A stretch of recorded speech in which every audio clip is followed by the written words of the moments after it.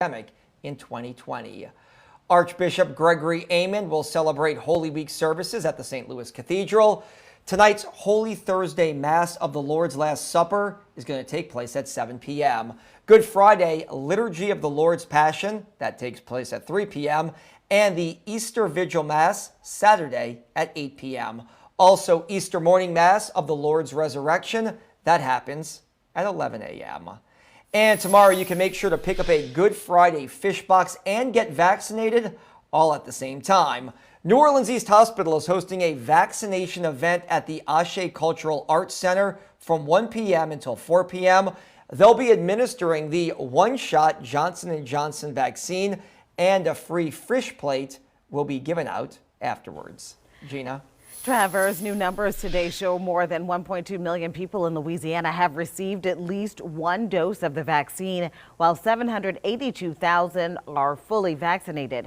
All right, now let's take a look at the vaccine numbers broken down into parishes. Here in Orleans, more than 141,000 people have received at least their first dose of the vaccine, while more than 84,000 are fully vaccinated. In Jefferson, 141,000 also have received at least one dose of the vaccine, and more than 88,000 there are fully vaccinated. WDSU trying to make it easy for you to get vaccinated right now. If you take out your smartphone and scan the QR code on your screen, it'll lead you straight to a vaccine guide we put together just for you. All right, let's talk weather. Taking a live look outside, it is absolutely picture perfect. But dare we say on April 1st, it's a little chilly, and it could get even colder tonight. For more on how low the temperatures are going to go, here's meteorologist Quaylen Murphy. Quaylen, it is really surprising we're talking about these kind of temperatures. Yeah, we're usually in the mid-70s this time of the year, Travers, so a good 10 degrees or so below average this afternoon. We still kept that breeze going. You can see our camera still has some motion right now, still looking at some gusty conditions as well. Temperatures low to middle 60s. That's 64 in Gulfport, 63 in Houma, and also in Hammond, 66 degrees at New Orleans International with those clear skies. The wind advisory has expired, but we still have gusty conditions, 30 miles per hour in Slidell, winds sustained 10 to 20 miles per hour. We'll keep the breeze going throughout the day as this cold high pressure continues to build down. That's going to help to usher in more of that colder air through the nighttime hours. Frost advisory for the North Shore, coastal Mississippi, and St. James Parish, 2 a.m. to 8 a.m. tomorrow. So you do want to protect people, pets, and plants as temperatures will drop between 33 and 38 degrees on the North Shore, South Shore upper 30s and low 40s. If you live around Houma or Belle Chase, go ahead and take those precautions as well. Warming up this weekend, more details on that when I come back. Back to you. All right, Quaylen, thank you. Well, let's talk about COVID-19. Today, Louisiana reported over 500 new cases of the coronavirus. There have been more than 445,000 cases since the pandemic started. There are also 20 additional new deaths being reported today. Right now, the death toll in this state stands at more than 10,000. And it's important to note the Louisiana Department of Health will not be updating numbers tomorrow because of Good Friday. That means the next update for all the numbers will be on Monday. And speaking of numbers, the number of Americans applying for unemployment benefits rose by 700,000 just from last week, signaling that many employers are still cutting jobs even as more businesses continue to open. But let's take a look at the latest figures from the Louisiana Workforce Commission. Officials say in the past week there have been more than 12,000 new unemployment claims. That's up 87% from the prior week. And when it comes to continued claims, more than 40,000 people in the state are filing for unemployment. Still ahead and only on WDSU, a behind-the-scenes look at the technology being used right now to solve violent crimes in New Orleans. And emotions run high during the fourth day of testimony in the Derek Chauvin murder trial after the person who knew George Floyd the most shares details about his personal life. As we go to break, here's a live look outside through our sky cam on your Holy Thursday. You're watching WDSU News at 5.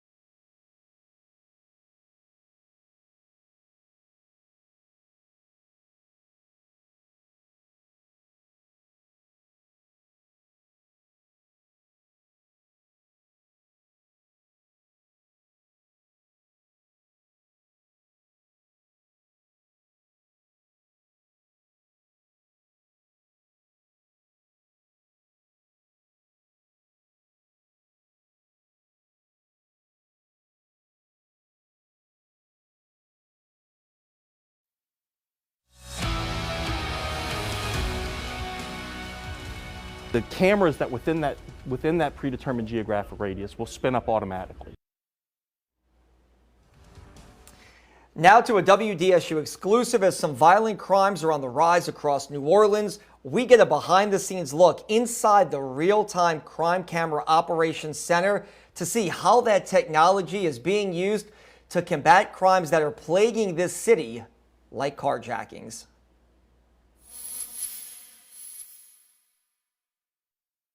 We can rotate them in. The back wall. This is the epicenter of what the NOPD says is the new way to try and solve violent crimes.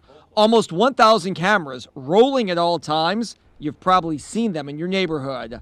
And this video helps cops crack cases. Accessibility of our video makes them more efficient and more effective. Ross Bourgeois runs the center. It's a sampling from each police district. Since the cameras went online back in 2018, video has been used in more than 19,000 cases. And in the first 2 months of this year, the NOPD has used video in more than 1,300 cases.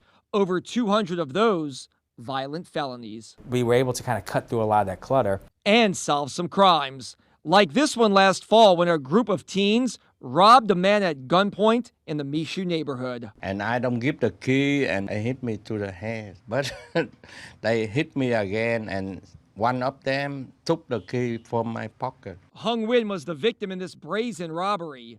The NOPD walked us through how they used the camera video to nab the people responsible. A few days later, he commits another carjacking, and the detectives are able to use the real-time crime center footage to again track him in a stolen vehicle that he was using to commit another carjacking, and then use that vehicle that he just stole to go back to his residence. So using that information, I mean, we tracked him over a several-mile area. Which then led to an arrest. They also used the video to ID a vehicle a man used when he allegedly shot and killed a pregnant woman last fall in New Orleans East on Francis Drive. Without that data that he got from the real-time crime center, I don't think that case would have been solved. And while the cameras are not an end-all, as some crimes have happened near or even under them, police believe they're an asset. It allows our officers and detectives to have that additional information and have that additional intelligence. The Real-Time Crime Center lists all of the locations of these cameras on its website. We should also point out they're used in SWAT roles. They help the NOFD for fires, and believe it or not, they're used when there are rainstorms and there's flooding across the city. All right, let's shift gears and talk more about the coronavirus. Countless doctors and nurses across this region, deservingly so, deserve high praise for all of the work that they've done amid the COVID-19 pandemic. But there's another group of medical professionals that they say have gone largely unnoticed. I cannot tell you how I was able to go to work and see so many people pass away or see so many people getting close to passing away and then going home and sitting in my son's face like nothing just happened. Like, that's crazy. Respiratory therapists play a vital role in caring for COVID-19 patients, and hospitals want to hire more of them to meet the future demand for their services. Chief investigative reporter Greg LaRose explains what's being done to address this critical shortage. We'll have that story all new this afternoon at 6 p.m. Sala, Gina. President Joe Biden officially met with his cabinet for the first time today. The in-person meeting comes just a day after the president announced his $2 trillion infrastructure plan. The package includes $115 billion to modernize roads, bridges, and highways. To pay for it, the president proposes hiking the corporate tax rate from 21% to 28%, something Republicans say they won't support, and even some Democrats say they'll vote against the president's plan unless it expands certain state and local tax deductions. It's very hard for people who are opposed to Biden's plan to tell their constituents, we do not want to tax corporations to build you better roads and spend more money on you. Today, the president directed cabinet members to examine their agency spending and make sure it follows his Buy American commitment. A Democrat and Republican in Congress have come together to tackle the situation at the U.S. southern border. They've proposed a bipartisan bill that would address both funding and resource shortfalls. The legislation would establish a $1 billion fund for the Department of Homeland Security and other federal agencies. But to gain access to the funds, the agencies would have to develop a plan to respond to the growing number of migrants crossing the U.S. border. They say if passed, the funding could prevent children from being held in border custody for longer than they should. Floyd's what I would call mama's boy. I could tell from the minute I met him. Tears and tissues in the courtroom today during the trial of Derek Chauvin. The former Minneapolis police officer is charged with the death of George Floyd. In the fourth day of testimony, the courtroom heard about Floyd's life from his girlfriend, Courtney Ross. Ross says the two had a strong bond, but also share the same struggle, an addiction to opioids. We both suffered from chronic pain. We got addicted and tried really hard to break that addiction many times. It was your belief that Mr. Floyd started using again about 2 weeks prior to his death, correct? I noticed a change in his behavior, yes. The defense argues Floyd died from drug use and a heart condition, not from Derek Chauvin kneeling on his neck for 9 minutes. Chauvin was still restraining Floyd when paramedics arrived. Chauvin has pleaded not guilty to the charges against him. Down into the 40s and 50s this morning. Temperatures rising again this afternoon, but still below average. Get ready for another cold night. Wind chill values dropping down to 25 to 39 degrees tomorrow morning. We'll still keep that breeze going. We'll also introduce some frost potential north and west of the lake Friday morning and Saturday morning. Then we'll start to warm up Easter weekend. Temperatures back into the 70s. Highs today, mainly low to middle 60s, 66 at the airport, normal high 75, record high 86. Remember, just yesterday we were 1 degree away from that record high. Clear skies continue for us this afternoon into evening. Same deal overnight as well. That breeze still coming in from the north, 13 miles per hour, ushering in that cooler flow and also much less humid conditions this afternoon. Temperatures at the Hammond Airport, 63 degrees, 64 in Slidell, 63 Homa and Galliano, 64 in Gulfport. You can see the gusty winds still 20 to 30 miles per hour.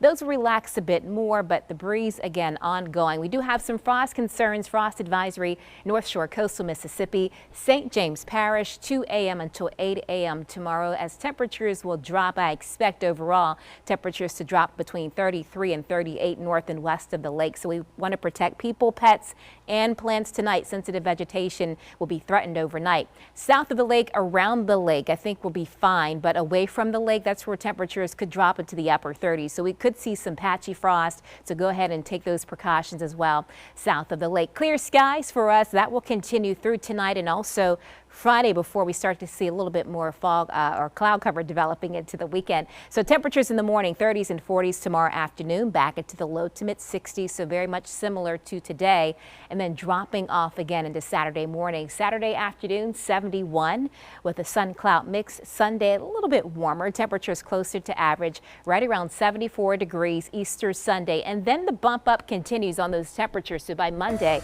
we're at 76 degrees, no 30s next week. We're looking at Tuesday, high temperatures in the upper 70s. That's where I have our best chance for some showers. That chance still pretty spotty at around 30%. And the gradual warm up will continue into the middle and latter half of next week. By Wednesday and Thursday, those high temperatures bouncing back into the low 80s with overnight lows back into the 60s. So we go from well below average to well above average through next week. A few more clouds on Thursday afternoon with overcast skies. That's your forecast. Back to you.